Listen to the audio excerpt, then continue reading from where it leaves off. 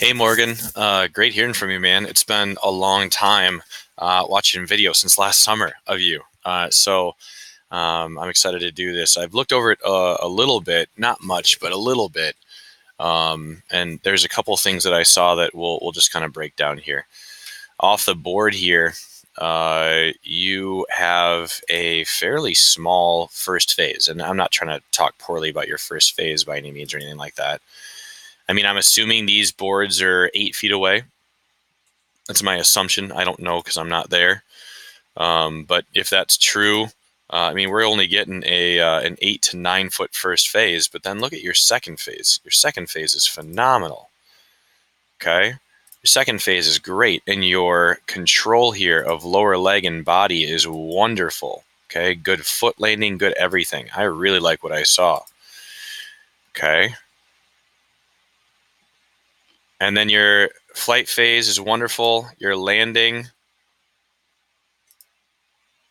This is what we have to control right here. Okay, this is what we have to control. If you can get this out of the way, you're over that 13 meters that you emailed about without question. Because I assume this came down behind your butt. I mean, it's an odd angle, obviously, but this is where I would assume they marked from.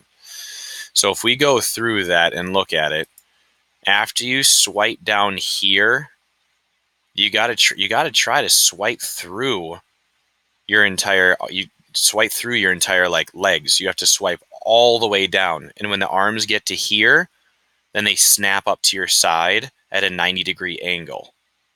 Okay, and I mean, obviously I'm not there to train you. I don't know what training you've gone through for your landing, and so I'm not going to try to tell you have to change your landing whatsoever. But what I'm trying to show you just in general is that that little bit there is definitely a big time difference, because this is way behind you. Okay, and so you're going to have to work a lot, in my opinion, on your landing, just kind of rhythm. Okay, and overall, just kind of understanding of your arm and your final position, if you will, when you hit the sand. In general, the flight phase and everything else looks phenomenal. The landing looks great. The extension of your legs just before the sand is wonderful here.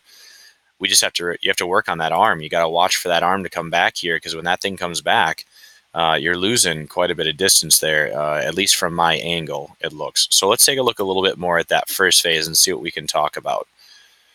Okay, good speed here down the runway.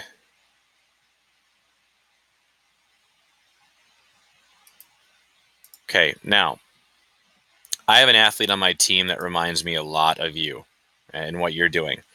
His name's Nick, and I actually have videos of him on my triple jump portion of the website. For a long time, I told Nick that he had to do a small first phase to have a wonderful second phase. And for years, that's what Nick has done. Nick's now at the point where he's strong enough and old enough and experienced enough that I've been starting to tell him, let's go for a little bit more of a first phase, get a little higher and get out and go for that home run first phase. In doing this just the other day, he added 2 feet to his season PR and a whole foot to his overall lifetime PR, and he's close to 40 feet now as a junior. So for him, I mean, that's a great accomplishment for him. So what I'm really trying to kind of say here is, don't be afraid to open it up a little bit more. Okay, don't slow down at the board, and let's open it up a little bit more, because I feel like you could get at least right here, and that's 2 to 3 feet longer on that first phase. And if you can find a way to control your first phase and get this far, and then pull off the rest of the jump without that elbow landing, I think you will surprise yourself quite a bit. Overall, it's a really good jump. We just got to work on those two things, the first and last phases. All right. Let's see here. Next one. Let's watch one more here. See if we see the same things. First phase, almost the exact same spot. Wonderful second again. And the arm and elbow come back again. Now, at this angle, it still does look like you lost maybe a little bit. But again, I can't tell from that angle specifically. If that is what happened, let's watch it one last time.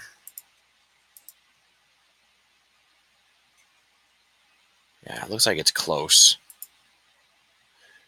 I would just be really careful. I call this landing the elbow dig landing, or the bail landing, where kids bail out to the side and dig their elbow.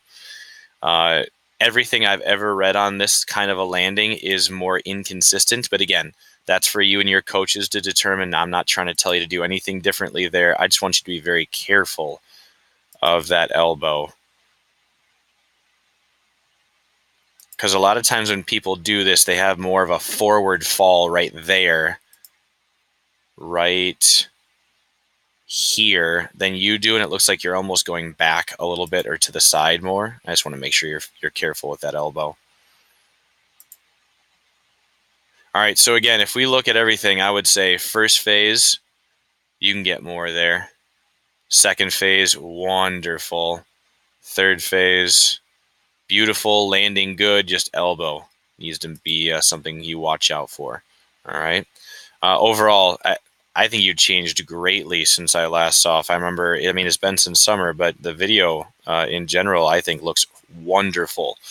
And I know you're shooting for that 13 meters like you discussed in your email. I think you're going to be there in no time. If you can ride that first phase just a second longer, that's a foot right there, easy. Okay, so try to really work on that comfort of that first phase and getting out in that first phase. All right, good job, man. Looks good. Thanks for the videos.